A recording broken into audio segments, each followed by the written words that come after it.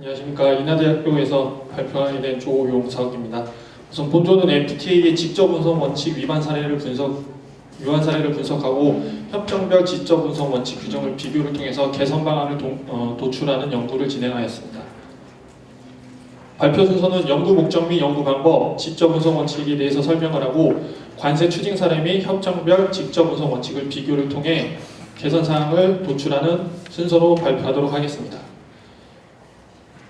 우선 FTA 및 APTA 협정을 적용하고자 하는 수입자는 원산지 결정 기준의 충족을 증빙하는 원산지 증명서의 수치만을 근거해서 특혜 관세 적용을 신청하게 됩니다. 하지만 과세관청의 사후 검증에 의해서 직접 운송 원칙의 미충족으로 추징 사례가 급증하고 있는 것을 확인하였습니다.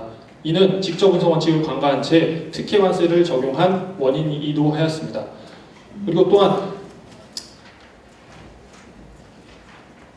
협정의 APTA 협정 같은 경우는 직접 운송 원칙 규정을 엄격히 적용함으로 인해서 추징 사례가 더욱 많이 증가하게 된 걸 확인할 수 있고, 그 다음에 한 아세안 FTA에서는 우리나라에서 진행하고 있는 직접 운송 원칙 규정을 엄격히 적용하는 것에 대응해서 특혜 배제를 다음의 사유에 의해서 특혜 배제를 진행하고 있는 것을 확인할 수 있었습니다. 그 중에서도 직접 운송 원칙 위반을 통해서 2015년도에는 3건의 특혜 배제가 2016년도에는 271건으로 약 100배가량 증가된 것을 확인할 수 있었습니다. 저희가 연구를 한 목적은 이와 같이 특혜 관세 적용 배제라든지 추징 사례가 발생함으로 인해서 경제적 손해가 발생하게 되었고, 그로 인해서 FTA 활용이 저해가 되었기 때문에 이에 따른 문제점을 확인하고 그리고 개선 방안을 도출하기 위해서 본 연구를 시행하였습니다. 저희가 연구한 다음과 같은 연구에서는 한 아세안 FTA 및 APTA 협정에서 규정한 직접 운송 원칙에 대해서 확인을 한 다음, 그 다음에 직접 운송 원칙의 위반 사례에 대해서 분석을 하고 중국이 체결한 중아세안, 그 다음에 중싱가포르 FTA와 직접 운송 원칙을 비교를 통해서 개선 사항을 도출하는 연구를 다음과 같은 방법에 의해서 진행하였습니다.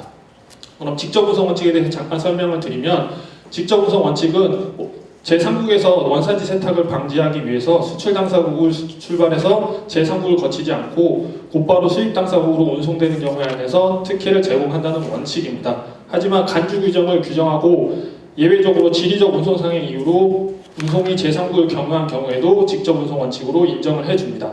다만 이 경우 통과선언증권 및 비조작 증명서를 제출해야 되는 경우가 있습니다. 다음은 관세 추징 사례입니다.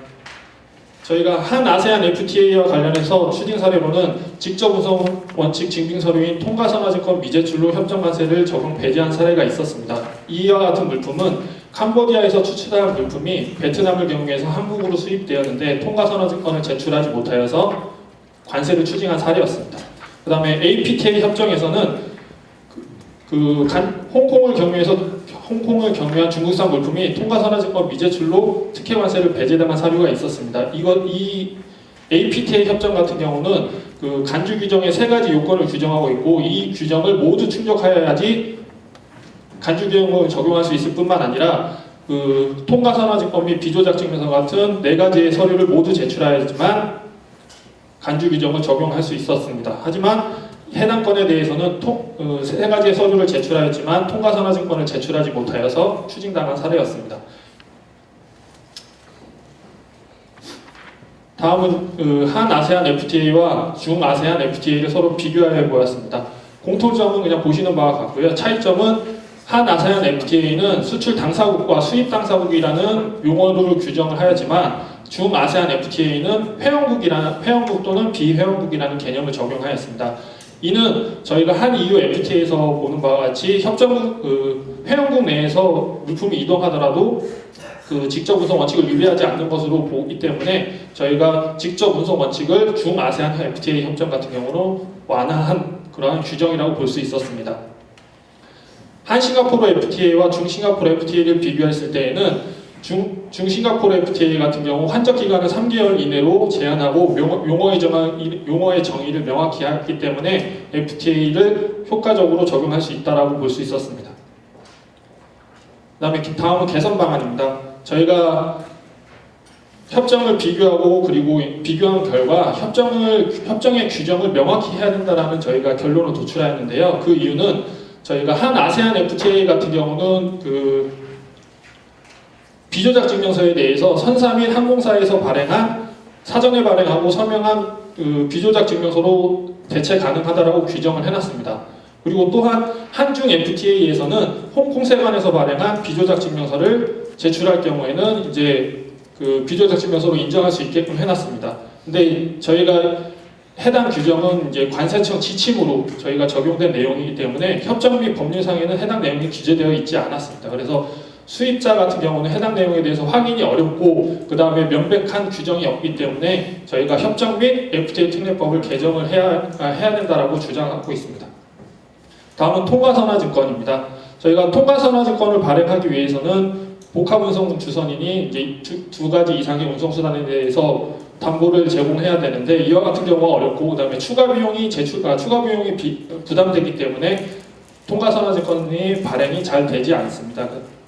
그래서 저희가 이제 생각하는 결론은 통과선화증권 대신 첫 번째 운송수단에서 컨테이너 번호와 실 번호가 두 번째 운송수단에서도 동일한 경우에는 해당 물품이 제3국에서 원산지가 변경됐다라고 확인할 수 없기 때문에 그 직접 운송 원칙을 충족할 수 있다라고 간주할 수 있었습니다. 그래서 통과선화증권을 형식적 요건으로만 받아들이지 말고 실질적 요건으로 비조작이 일어났다는 걸 확인된 경우 직접 운송 원칙을 인정해줘야 된다라고 주장하고 있습니다. 그다음에 FTA 특례법 31조에서 규정하고 있는 원산지 등 사전 심사에 대해서 저희가 그 직접 운송 원칙에 대해서 사전 확인하고자 하는 규정이 없었습니다. 그래서 따라서 해당 직접 운송 원칙에 대해서 정리해 주세요.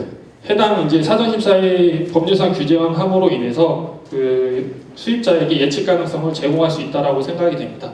이상 발표 마치도록 하겠습니다. 예.